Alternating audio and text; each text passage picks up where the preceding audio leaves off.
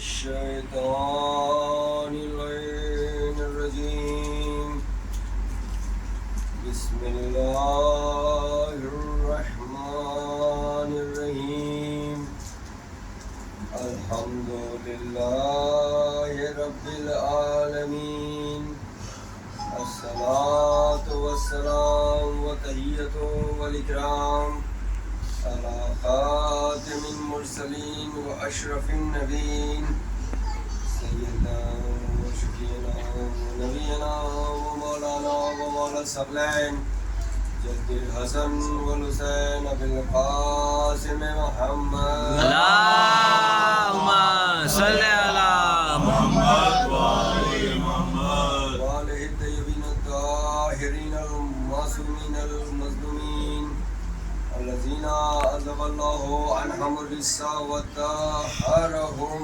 تطهيرا اللهم صل على محمد وآل محمد بعد فقد قال الله في كتابه المبين وهو أصدق الصادقين بسم الله الرحمن الرحيم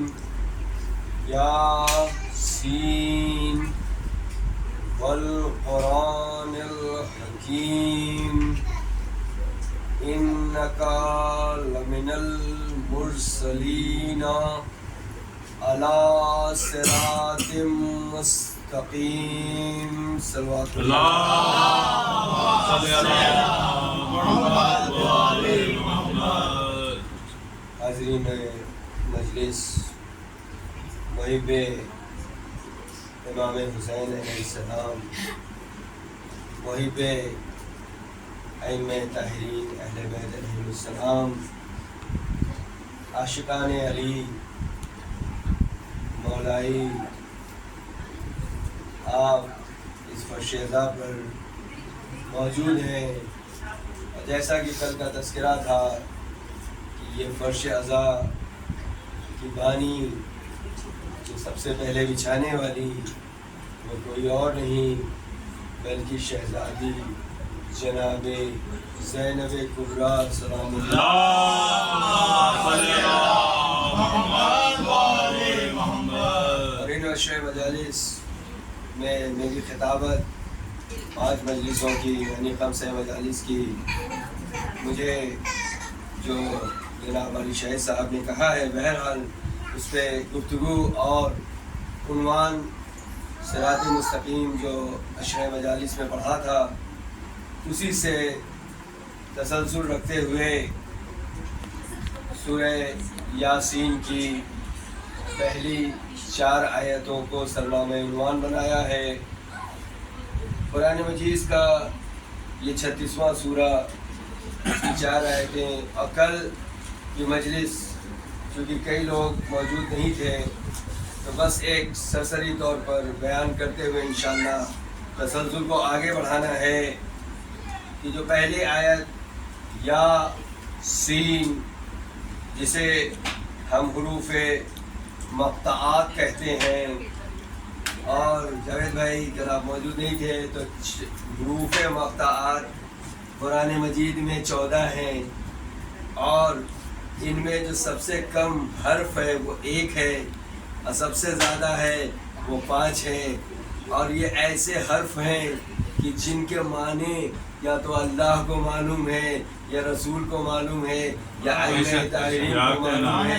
یہ ایسے پاک لفظ ہیں کہ ان کے معنی اللہ کو معنی ہیں، یعنی ان کے بھید کو عام آدمی کو کے لیے جاننا مشکل ہوتا ہے۔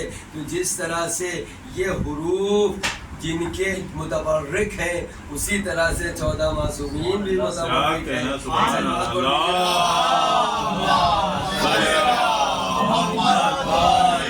مگر سلسلے کو مجھے اس سے آگے بڑھانا ہے، اور دوسری آیت کیونکہ دامن وقت میں زیادہ گنجائش ہوتی نہیں ہے اور کئی ساری فرمائشیں ہیں جو مجھے پوری کرنی ہے اور کچھ واقعات کو بیان کرنا ہے جو مسلسل اس فرش پہ گفتگو ہوتی ہے، یہ بھی بیان ہو جائے وہ بھی بیان ہو جائے۔ کوشش کروں گا کہ تسلسل وہاں سے جڑتا رہے اور جو واقعات بیان کرنا چاہتا ہوں وہ بیان کروں۔ تو عنوان کو یہاں سے آگے بڑھانے کے لیے میں آپ تمامی حضرات سے گزارش کروں گا کہ ایک ایسی سلوات پڑھیں کہ جو یہاں سے لے کے عرش تک پہنچ جائے.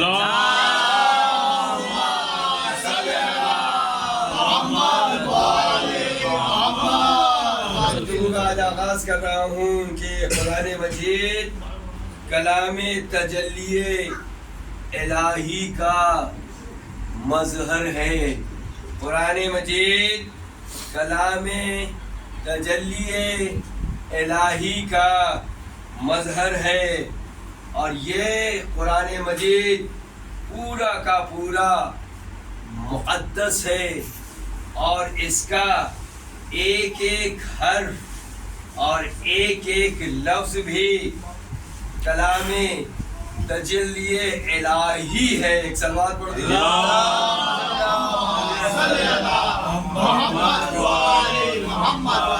اس کے ایک ایک حرف ایسے ہیں کہ جسے بیان کرنے کے لیے صدیاں گزر جائیں مگر پھر بھی اس کے معنی پوری طرح سے واضح نہ ہو سکے. بھائی آپ سبھی کے نظروں میں ہے، چونکہ ذہن میں آ گیا تو گفتگو کرتا چلوں کہ قرآن مجید کے اور سورہ حمد کی تفسیر کے لیے ابن عباس نے مولا سے کہا تو رات گزر گئی مگر مولا نے جب تفسیر بیان کری تو بے کے نقطے کی بھی تفسیر نہ بیان ہوئی اور صبح نمودار ہو گئی.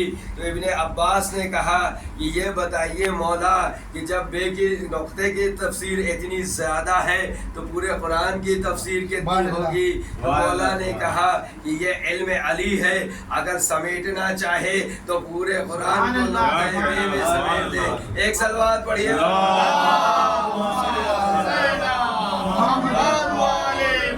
نعرے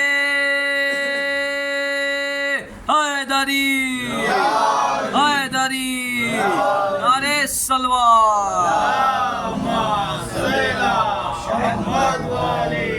شاید دنیا کو اس وقت مولا کے اس قول کے پہ اس بات پہ کہ بات سمجھ میں نہ آئی ہو، مگر آج جب دنیا ترقی کر گئی ہے تو دنیا سمجھ چکی ہے کہ ایک ڈاٹ میں بھی اتنی طاقت ہوتی ہے کہ وہ ہزاروں کیا لاکھوں کروڑوں حروف کو، کتابوں کو اپنے اندر سمیٹ لے.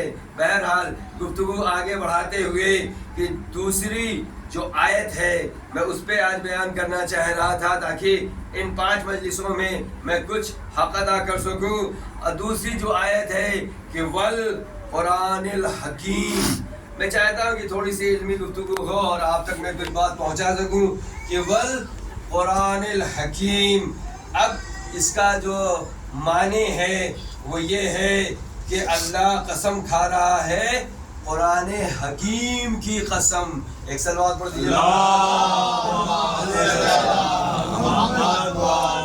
والقرآن الحکیم، قرآن حکیم کی قسم.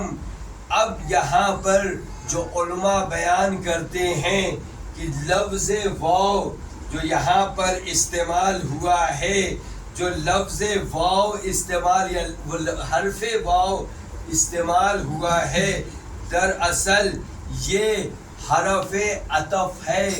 اب میں صرف بچوں کو سمجھانا چاہوں گا. ماشاءاللہ اس فرش پہ پڑھے لکھے لوگ موجود ہیں اور مجھے یہ بھی پتا ہے کہ یہاں پر اردو کے پروفیسر بھی موجود ہیں، مگر صرف میں حرف عطف کے بارے میں بتاتا چلوں چونکہ انگلش سے زیادہ آشنائی ہے. انگلش میں جسے کنجنکشن کہا جاتا ہے، اردو میں اسے حرف عطف کہا جاتا ہے. علماء بیان کرتے ہیں کہ یہاں پر جو واو استعمال ہوا ہے وہ حرف عطف ہے. تھوڑا سا واضح کر دوں کہ حرف عطف کا مطلب کیا ہے کہ جو دو لفظوں کو جوڑنے میں کام آئے. میں مثال کے طور پہ کہہ دوں کہ یہاں بچے اور جوان دونوں مجلس پہ آئے ہیں. بھائی آپ یہ کہیے گا کہ رضا صاحب آپ صرف بچوں اور جوان کی بات کر رہے ہیں، بزرگ کی کیوں نہیں بات کر رہے ہیں؟ تو شاید جملہ میں نے پہلے پڑھا تھا کہ دراصل مجلس امام حسین علیہ السلام جوانوں کے لیے ہی ہوتی ہے، کیونکہ جنت کے سردار جوانان جنت شبیر و شبر ہیں. ایک صلوات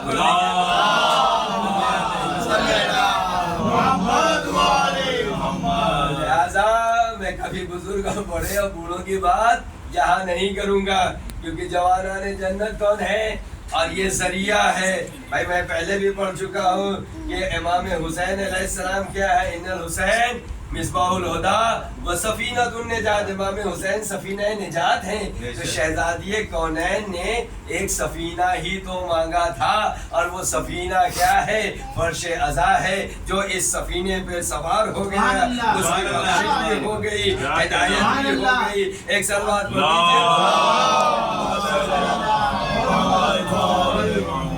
मैं जिक्र कर रहा था, वाओ लफ्ज़े हरफे अतफ है, यानी दो लफ्ज़ों दो चीज़ों को जोड़ने में जो काम है, जैसे और ये जोड़ने में काम आता है, तो ये हरफे अतफ कहलाता है, जिसे इंग्लिश में कंजक्शन कहा जाता है। बहरहाल मैं इतनी ज़्यादा गिरावर में ना जाते हुए आपसे जो गुफ्तगू करना चाह रहा हूँ कि वल कुरानिल हकीम, आखिर मैंने ये इतनी तमहीद क्यों बांधी, उसकी वजह है कि वाव हरफे अतफ है, तो इसका मतलब है कि अल्लाह यहाँ दो चीज़ों का जिक्र कर रहा है। सिर्फ कुरान की कसम नहीं खा रहा है, बल्कि कुरान के साथ साथ पैगंबर की भी कसम खा रहा है, या और सीन की कसम खा रहा है। एक सलवात आपने गौर नहीं किया, पैगंबर की भी कसम खा रहा है और कुरान की भी कसम खा रहा है। भाई अब ये ना कहना कि हमारे लिए सिर्फ कुरान काफी है, इसीलिए रसूल खुदा ने इरशाद फरमाया था कि इन्नी तारिकुम फीकुमुस सकलैन किताबल्लाह व इतरती, मैं तुम्हारे बीच दो गिरा कद्र चीजें छोड़े जा रहा हूँ, एक किताबे अल्लाह है और एक अहले बैत अलैहिमुस्सलाम है, एक साबित कुरान है, एक नातिक कुरान है। एक सलवात पढ़िए,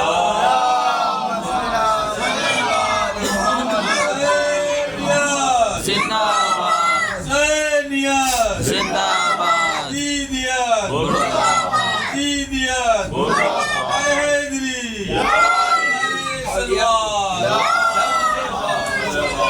हरफे वाव क्यों इस्तेमाल किया है? हरफे वाव शायद भाई खास करके ये तालिब इल्म की थोड़ी मेहनत है, और आप लोगों की जो मोहतरम समायतें हैं और जो आपके इल्मी ज़ौक़ है, उसके हिसाब से मैं गुफ्तगू कर रहा हूँ। अगर आप इसी तरह से अपनी हाज़िरी यहाँ दर्ज करते रहें और आपका ज़ौक़ इसी तरह बरकरार रहा, तो इंशाअल्लाह कोशिश मैं और करूँगा और मेरी भी हौसला अफजाई हो जाएगी। एक सलवात और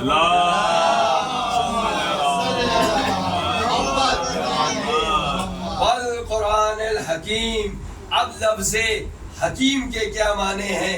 भाई देखिए, हमारे जो आम ज़बान है मैं उसकी बात नहीं करूँगा, जो कुरान में माने हैं मैं वहाँ पे करना चाहूँगा, तफसीर बयान करने की कोशिश कर रहा हूँ कि हकीम के माने हैं मुहकम, और एक लफ्ज़ के कई माने, अरबी ज़ुबान ऐसी है कि हकीम के माने हैं मुहकम, कायम, इस्तेवार, पायदार, हमेशा, बाकी रहने वाला। भाई गौर करिएगा, हमेशा बाकी रहने वाला। तो जिस तरह से इस दुनिया में ता क़यामत कुरान मजीद बाकी रहेगा, अल्लाह अपने हादी को भी यहाँ पर्दे गैब में मौजूद रखकर बता दिया कि जब तक ये दुनिया है तब तक एक हादी भी मौजूद है, कुरान भी मौजूद है। क्या कहना है? एक सलवात पढ़िए। अस्सलाम दे इमाम ज़माना बुलंद तक सलवात।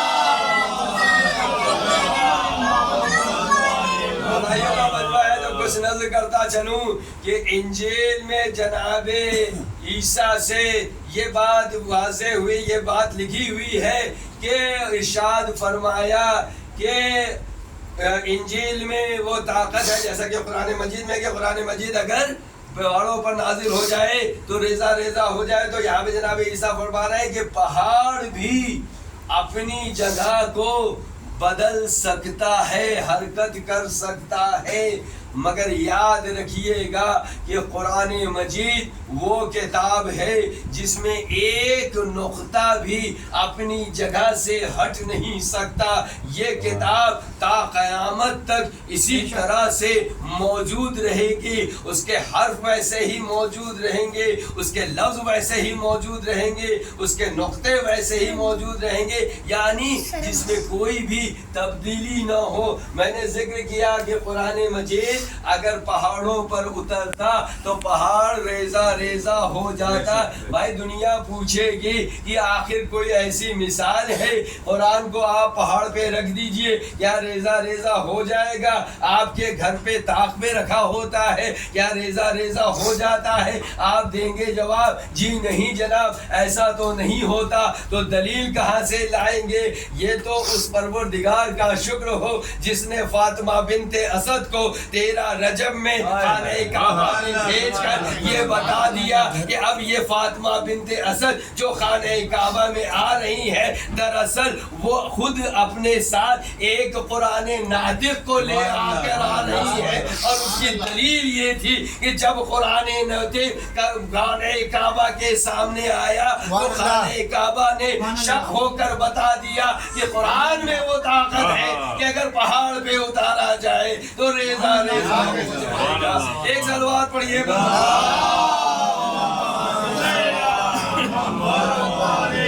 اسے بہتر صلوات پڑھ دیجیے.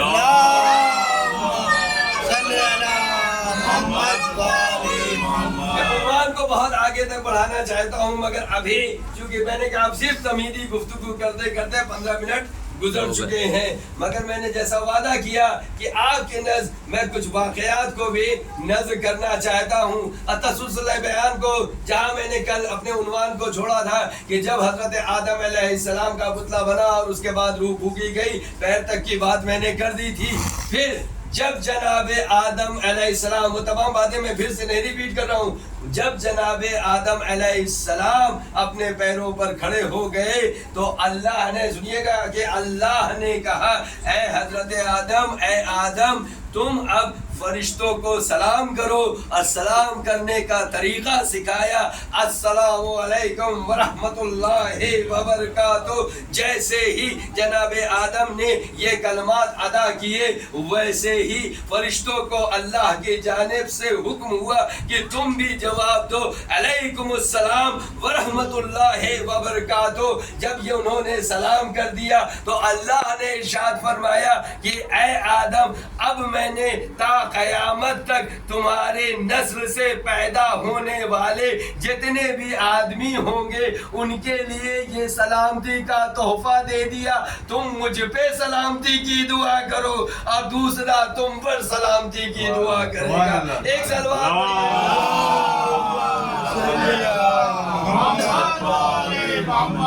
اللہ. میں نے ذکر کیا تھا, میں بہت جلدی اپنے عنوان کو آگے بڑھا رہا ہوں کہ میں کوشش کر رہا ہوں کہ 5 مجلس میں اپنے عنوان کو سمیٹنے کی کوشش کروں. کہ میں نے ذکر کیا روح کا, تو یاد رکھیے کہ تمام جو ارواحیں ہیں وہ عالم ارواح میں ہیں, جتنی بھی روحیں ہیں وہ عالم ارواح میں موجود ہیں. اور میں یہ ذکر کرنا ضروری سمجھتا ہوں اور میں بارہا اس منبر سے آپ لوگوں کے لیے دعا کرتا ہوں کہ اللہ آپ کو زیارت نصیب کرائے. اور انشاءاللہ ایک صلوات پڑھیے.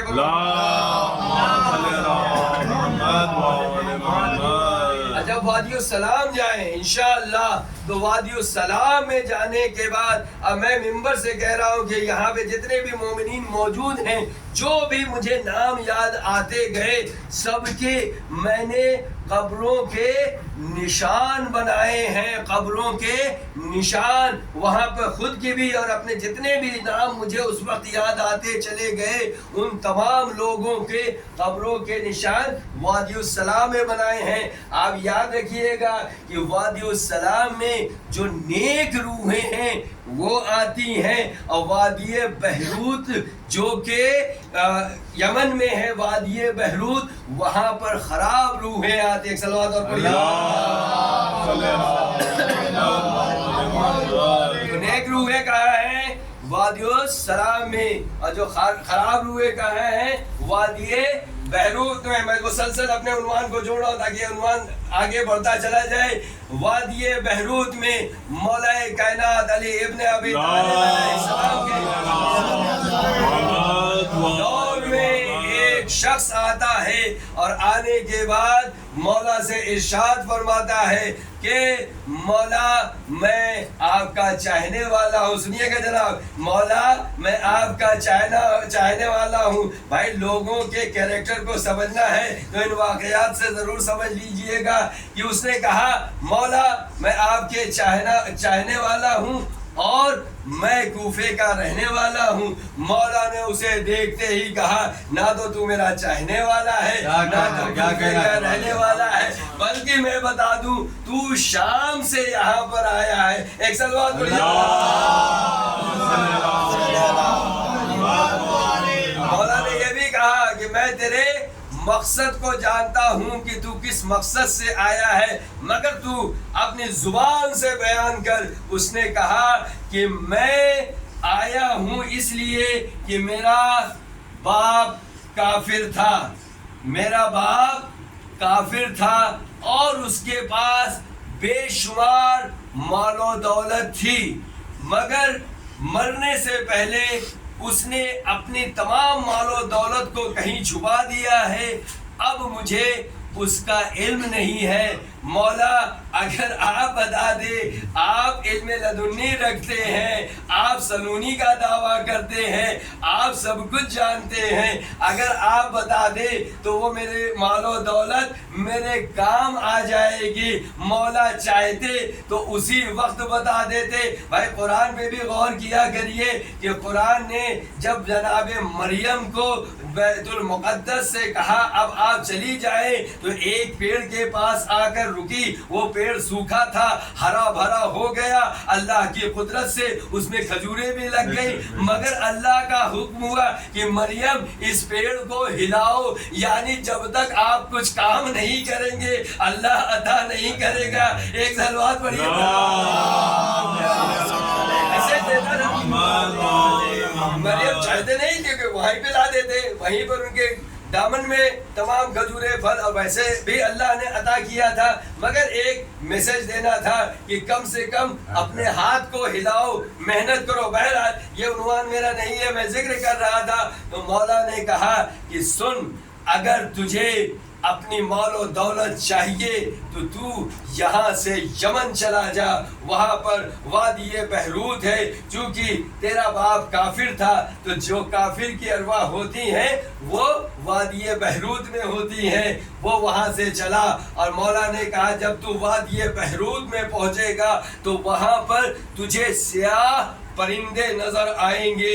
اس نے سیاہ اور جیسے ہی پہنچا اس نے دیکھا کہ سیاہ پرندے ہیں. اس نے کہا کہ تو آواز دینا کہ مجھے اپنے باپ کا نام لینا, آواز دینا اور کہنا کہ مجھے علی ابن ابی طالب علیہ السلام محمد. جیسے ہی اس نے مولا کا نام لیا اس میں سے ایک سیاہ پرندہ اس کے پاس آیا اور اسی کی زبان میں گفتگو شروع کر دی اور کہا کہ میں تیرا باپ ہوں, آخر کس مقصد سے تو یہاں آیا ہے؟ کہا مولا کائنات نے بھیجا ہے اور چونکہ آپ کا انتقال ہو گیا, آپ اس دنیا سے رخصت ہو گئے, مگر مجھے معلوم تھا آپ کے پاس مال و دولت ہے اور اس کا حقدار میں ہوں, چونکہ میں آپ کی اولاد ہوں, تو لہٰذا آپ مجھے پتہ بتا دیجئے. کہا اتنی دور آنے کی ضرورت کیا تھی؟ جو یہاں کا پتہ بتا سکتا ہے وہ خزانے کا بھی پتہ بتا سکتا ہے. بہرحال جب اس نے پوچھا تو انہوں نے بتایا کہ میں نے اپنی مال و دولت فلا جگہ پر چھپا کر رکھی ہے. پھر وہ جب واپس جانے لگا تو اس شخص جو کافر تھا اس نے کہا ایک بات سن لے بیٹا, یہ تمام مال و دولت کوئی کام نہیں آئے گی, اگر کام آئے گی تو علی کی محبت, علی کی ولایت. ایک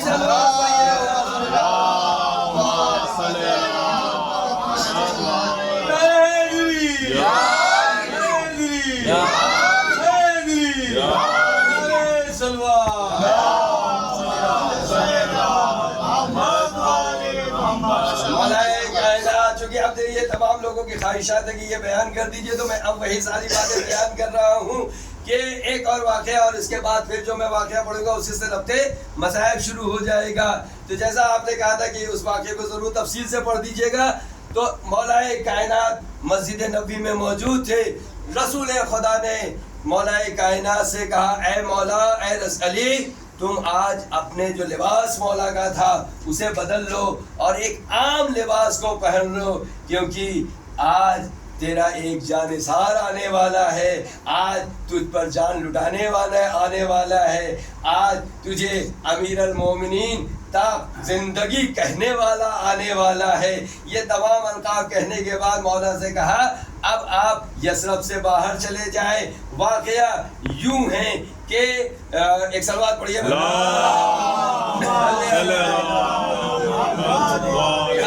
حبش کا ایک بادشاہ تھا، اس کا انتقال ہو گیا۔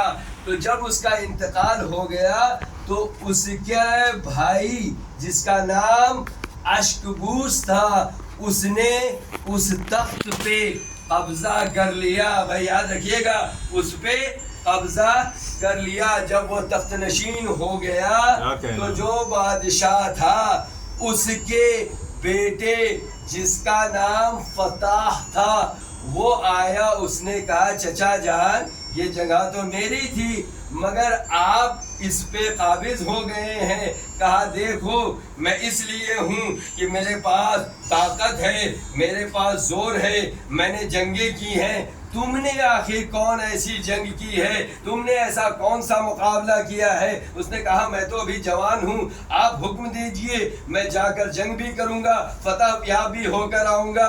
تو اب دیکھیے جو چچا ہوتے ہیں ویسے بھی بڑے خطرناک ہوتے ہیں۔ ایک سلوات پڑھ دیجئے، میں اسلامک چچا کی بات کر رہا ہوں، رسول اللہ کے چچاؤں کی بات کر رہا ہوں۔ ایک سلوات اور پڑھیے،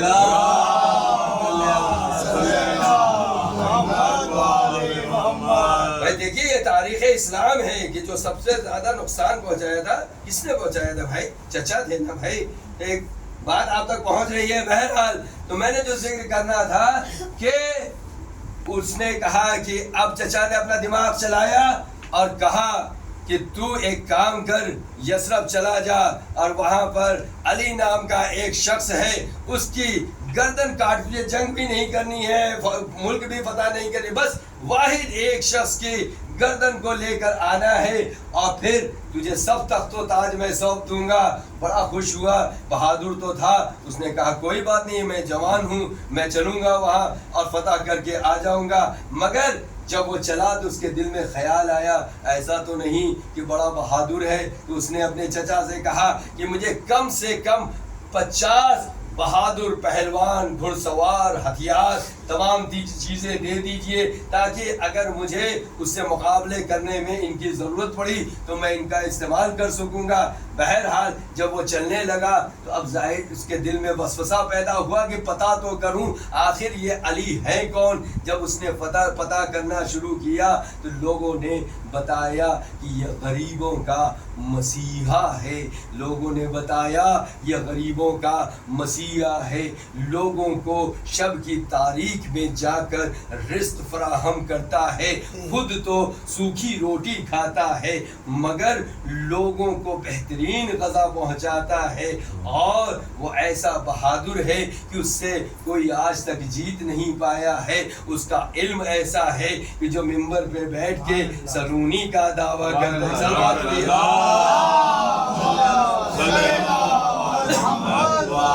سلونی کا دعویٰ کرتا ہے۔ اب فتح وہاں سے نکلا اور یثرب کے پاس پہنچا، ادھر مولا کائنات پہنچے۔ جب دیکھا اس نے کہ یثرب کی جانب سے کوئی چلا آ رہا ہے تو اس نے کہا کہ اے شخص کیا تو علی کو جانتا ہے؟ مجھے تجھے دیکھ کے لگ رہا ہے تو مدینے سے آ رہا ہے۔ کہا ہاں میں علی کو جانتا ہوں۔ کہا دکھتے کیسے ہیں؟ کہا مجھے دیکھ لے، بالکل میرے جیسے دکھتے ہیں۔ کہتے قد و قامت کیسی ہے؟ کہا جو قد و قامت میری ہے وہی علی کی قد و قامت ہے۔ کہا کہ یہ بتا کہ وہ جنگ کیسے کرتے ہیں، تلوار کیسے چلاتے ہیں، کتنے بہادر ہیں؟ کہا جتنا میں بہادر ہوں اتنے ہی بہادر وہ بھی ہے۔ تو ایک کام کر کہ تو مجھ سے جنگ کر لے، اگر تو مجھ پہ فتح پا لے گا تو سمجھ جانا کہ تو نے علی پر فتح پا لی۔ ادھر فتح نے اپنی تلوار کو نکالا، ادھر جو مرد مجاہد آیا تھا یثرب سے اس نے بھی تلوار نکالا۔ جب تلوار چلی اس کے بعد مولا کائنات نے ایک بار اسے اپنے ہاتھوں سے اٹھایا۔ جو در خیبر کو 2 انگلی سے اٹھا لے اسے ایک شخص کو اٹھانے میں کیا تکلیف ہوگی؟ جب اٹھایا تو اب فتح مسکرا رہا ہے۔ کہا تو مسکرا کیوں رہا ہے؟ کہا میں سمجھ گیا آپ کوئی اور نہیں بلکہ آپ ہی علی ابن ابی طالب ہیں۔ ایک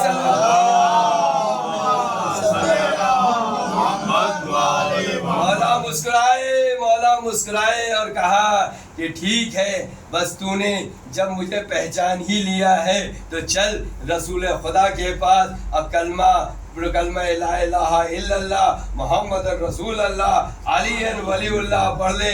وہ رسول خدا کے پاس جانے کے لیے تیار ہوا، مگر اس نے ایک شرط رکھی کہ ہمارا جو نام ہے وہ دراصل حبش کا نام ہے، لہٰذا میں چاہتا ہوں کہ آپ میرا کوئی نام رکھ دے۔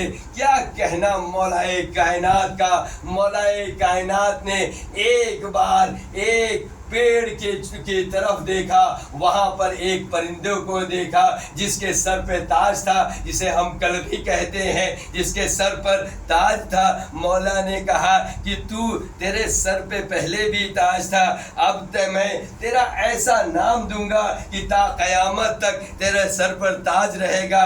لے میں نے تیرا آج سے نام قمبر رکھ دیا۔ ایک صلوات پڑھیے۔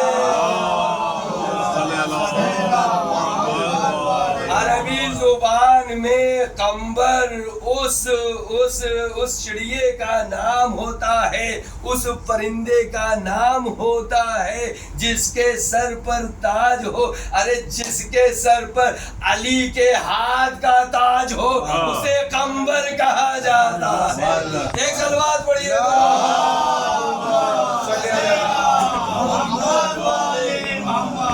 قمبر کی ایسی شخصیت کہ تا قیامت مولا کائنات کو کے لیے اپنے آپ کو غلامی میں دے دیا، مولا کو آقا اور امیر المومنین کہا۔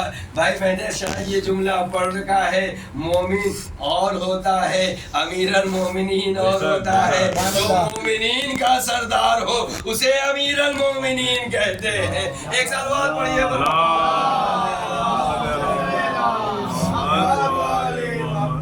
اسے امیر المومنین کہا جاتا ہے۔ سوچا تھا بہت کچھ پڑھوں گا مگر وقت اپنا تیزی سے اپنا راستہ طے کر رہا ہے، وقت گزرتا گیا۔ اب چند باتیں جس سے کہ آپ ربط مصائب تک پہنچ جائیں۔ نادر شاہ درانی کا ذکر میں کرنا چاہوں گا کہ نادر شاہ درانی جب ہندوستان کی فتح کے لیے نکلا تو سب سے پہلے وہ مشہد سے نکلا، اور جب اس کی نظر مولا امام علی رضا علیہ السلام روضے پر پڑی تو اس نے کہا اس روضے کو دیکھ کر میرے اندر ہیبت طاری ہو رہی ہے، یہ کون ہیں؟ تو لوگوں نے بتایا کہ یہ آل رسول ہیں، یہ جناب یہ مولا امام علی رضا علیہ السلام موسیٰ کاظم علیہ السلام کے فرزند ہیں، اور ان کے دادا امام جعفر صادق علیہ السلام۔ کہا مجھے لے کے چلو، مولا کے در پہ حاضری دی اس نے اور کہا کہ مولا اگر ہندوستان فتح ہو جاتا ہے تو میں جو کچھ بھی وہاں سے جیت کر لاؤں گا سب آپ کی نظر کر دوں گا۔ تخت طاؤس لے کر آیا تھا، امام علی رضا علیہ السلام کی نظر کر دیا۔ ایک صلوات پڑھیے۔ पूरी तफसील नहीं पढ़नी है। और उसके बाद जब हिंदुस्तान फतह हो गया तो उसके बाद उसका एक जो वज़ीर था, उसने, शायद उसका नाम मेहदी था, उसने कहा कि मैं अब मौला इमाम अली अलैहिस्सलाम की ज़ियारत के लिए जा रहा हूँ। उसने कहा अली कौन है? कहा अली बाबुल अइम्मा हैं, जो इमाम अली रज़ा की ज़ियारत कर रहे हैं, उन्हीं के जद, उन्हीं के बाबुल अइम्मा हैं। तो उसने कहा मैं भी चलूँगा। जब वहाँ पर वो नजफ़ अशरफ पहुँचा तो नजफ़ अशरफ पहुँचकर उसने पूछा कि क्या मैं घोड़े पर बैठ के जाऊँ या पैदल जाऊँ? लोगों ने कहा कि भाई कुरान से फ़ाल निकाल लिया जाए। जब कुरान से फ़ाल निकाली गई तो जब आयत निकली उसका तर्जुमा ये है कि ए मूसा अब अपने कदम संभाल के रखो, क्योंकि तुम ऐसी वादी बाबरकत वादी में पहुँच चुके। एक सलवात पढ़िए। मैं समझ गया। उसने अपने को घोड़े से उतारा, नालैन को उतारा और कहा मेरे हाथों को बांध दो, मेरे हाथों को बांध दो। मैं कुछ जुमले नज़र करना चाह रहा हूँ। और हाथों को बांध के वो मौला के आस्ताने तक पहुँचा और उसके बाद उसने क्या जुमला कहा और उसी को उसने अपने मोहर पे लगवा लिया। मैं उसका मतलब आप समझ जाएंगे, मैं ऐसे लफ्ज़ मिंबर से इस्तेमाल नहीं करता हूँ। उसने अपने जो मोहर में उसके बाद लिखवाया वो ये था कि कल्बे आस्ताने अली, अपने लिए उसने लिखवाया कल्बे आस्ताने अली नादिर शाह कुली। एक सलवात पढ़ दी। आपने गौर नहीं किया, क्या कहना, सुभान अल्लाह, सुभान अल्लाह। कि कल्बे आस्ताने अली नादिर शाह कुली। जब भी मोहर लगती थी तो अपने को उस नजिस जानवर से वो मुशाबहत देता था कि मैं अली के दर का वो हूँ कि जिसे कल्बे आस्ताने अली उसने कहलाया अपने को। और फिर कहा नादिर शाह कुली। अब उसके बाद वही वाक़या भी पढ़ दूँ। जब वो सहन में आया तो क्या देखा कि लोगों की भीड़ लगी है। लोगों ने कहा ये लोग क्यों हैं? कहा ये अली के दर पर मांगने आए हैं। कोई नाबीना है, कोई माजूर है, कोई बीमार है जो अली से मांग रहा। कहा कब से है? कहा कोई 1 साल से है, कोई 6 महीने से है, कोई 1 हफ्ते से है। कहा कमाल है कि मेरा मौला जो सबको अता करता है आखिर वो इनको क्यों नहीं अता कर रहा है। उसने हुक्म दिया कि अब तमाम दरवाज़ों को बंद कर दिया जाए और अगर कल तक ये शफायाब नहीं होते हैं तो इन सब की गर्दनें उड़ा दी जाए। अब जब ये सब ने सुना तो लोग रात भर मौला की बारगाह में दुआ कर रहे हैं। भाई दुआ करने का भी एक सलीका होना चाहिए। बेशक। अगर दुआ सलीके से मांगी जाए मुस्तजाब हो जाती है। अब जब सुबह लोग आए तो जो साल भर से मौजूद थे वो भी शफायाब हो गए, जो महीनों से मौजूद थे उन्हें भी शफा हो गई। एक सलवात।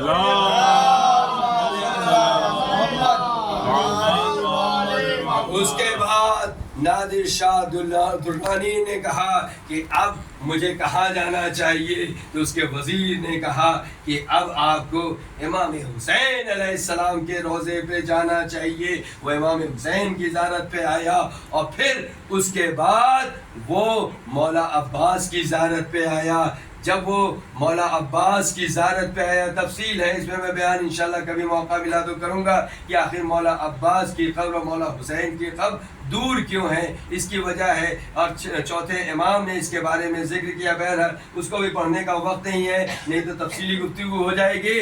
जब वो मौला अब्बास के कब्र पे रोज़े पर आया और आने के बाद उसने यही सवाल किया कि आखिर इतनी दूरी क्यों है।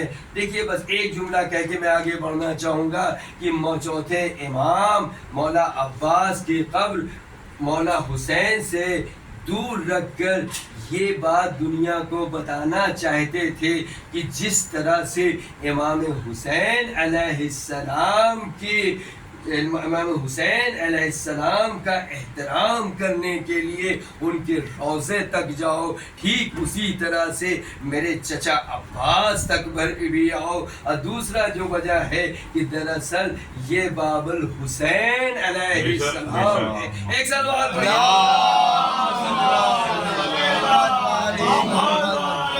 میں نے کہا تفصیلی گفتگو نہیں، جب مولا عباس کے پاس آیا بس یہیں سے مسائل کے جملے آپ سنیے گا، اور جب انشاءاللہ میں پھر سے آپ سے ذکر کروں گا، مولا آپ کو زیارت نصیب کریں۔ آپ بین الحرمین جب جائیں گے تو ایک بڑا عجیب نظارہ دیکھیں گے، اور یہ کتنی خوبصورت رسم ہے۔ اللہ اس رسم کو ہمیشہ تا قیامت تک قائم رکھے کہ عرب میں یہ رواج ہے کہ جب شادی ہوتی ہے تو شادی شدہ جوڑا پہلا عباس کے پاس حاضری دینا آتا ہے اور ایک دوسروں سے قسم و وفا کا وعدہ کرتا ہے، کیونکہ یہ با وفا ہے۔ ایک سلوات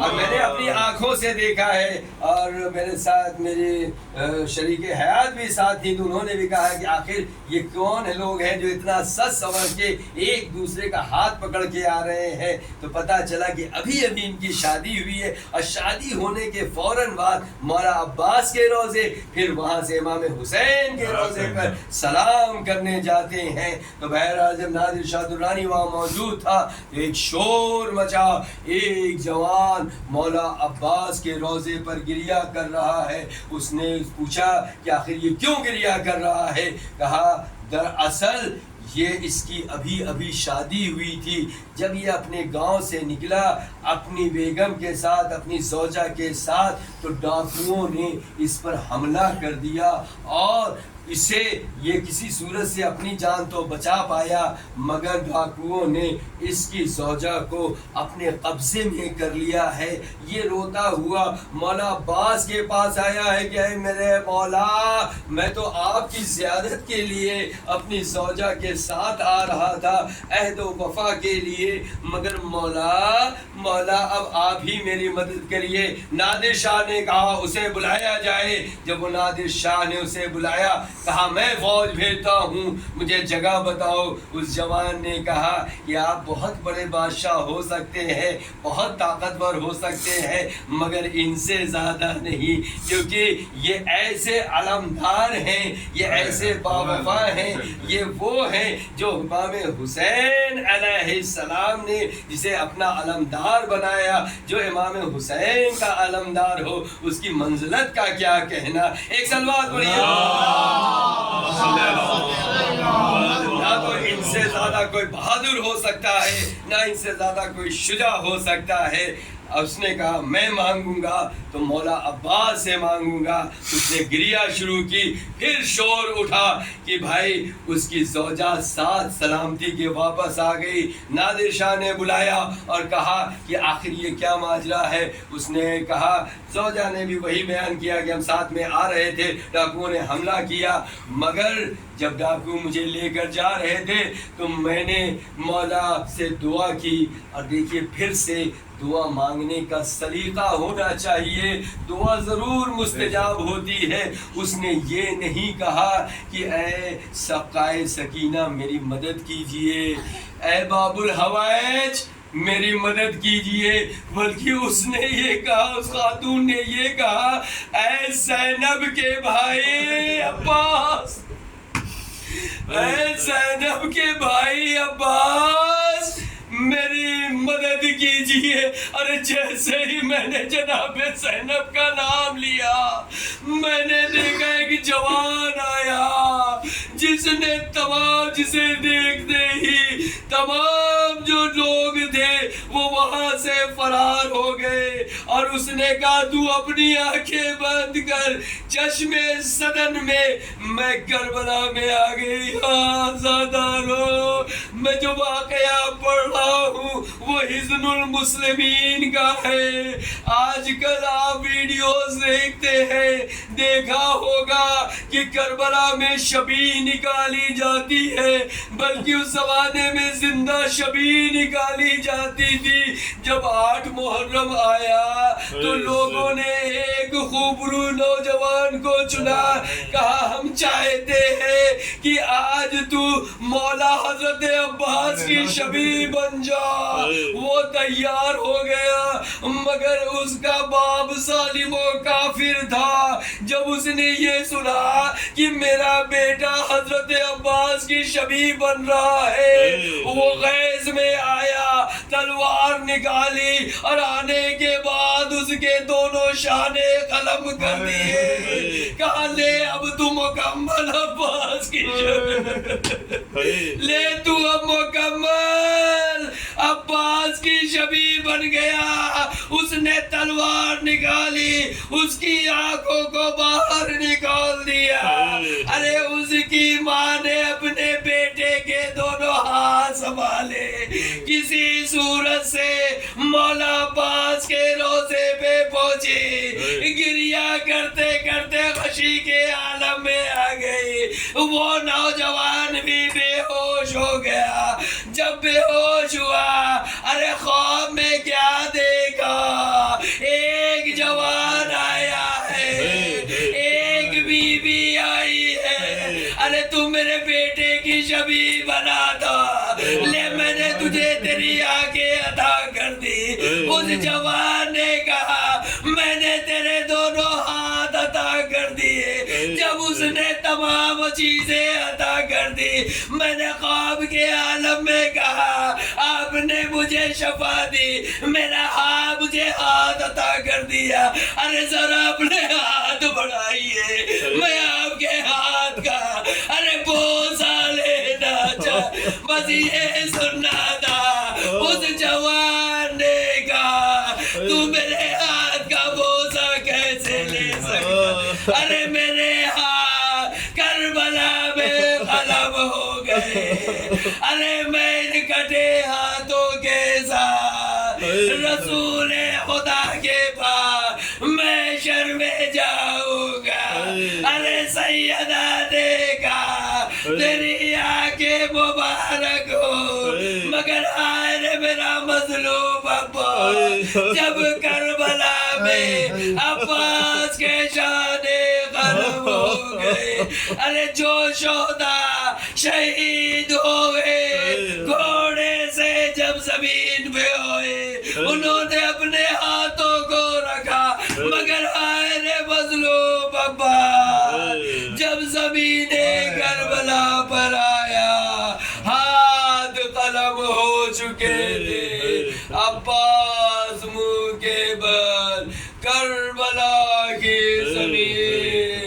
اے میرے آقا حسین، غلام نے آپ پر قربان کی اپنی جان، الا لعنت اللہ علی قوم الظالمین، انا للہ و